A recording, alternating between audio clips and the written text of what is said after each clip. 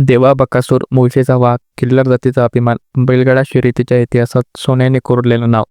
आज पुसेगाव हिंद केसरीच्या मैदानात निकाल बरोबरीलाच लागला असेल, पण एका क्षणाने तुझं महान अस्तित्व कधीच मोजता येणार नाही. कारण बकासूर म्हणजे फक्त वेग, ताकद, विजय नाही. बकासूर म्हणजे असंख्य साहस, त्यांची श्रद्धा, लाखो मनात बसलेली दहशत आणि महाराष्ट्रभर गाजलेली शौर्यगाथा. एका बरोबरीने इतिहास पुसला जात नाही, उलट अशा क्षणातच खऱ्या राजाची ओळख पडते. कित्येक वर्षात तू महाराष्ट्रातील बैलगाडा शर्यतीची अक्षरशः हात रोवलास. पुसेगाव हिंद केसरी 2022 असो किंवा माळवणी रुस्तम हिंद केसरी 2023, मोठ्या मैदानात तू विजयाचा पताका फडकविलास, सलग गुलाल उधळलास, थार गाड्या जिंकून दिलास आणि प्रतिस्पर्धीच्या मनात कायमची दहशत निर्माण केली. मैब्या, बलमा, सरजा यासारख्या दिग्गज बैलांनी तुझ्या जोडीने पराभवाची चव चाखावी लागली.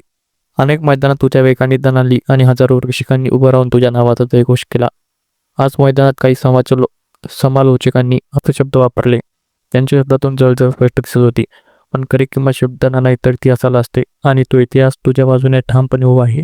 तुझे खरे चाहते जाणवतात की बकासूर कधीच हरत नाही. एखाद्या बरोबरीमुळे किंवा क्षणिक निकालामुळे कोणाचं नाव मोठं झालं असेल, पण बकासूरचं नाव कधीच देवातासारखं पाडलं जातं.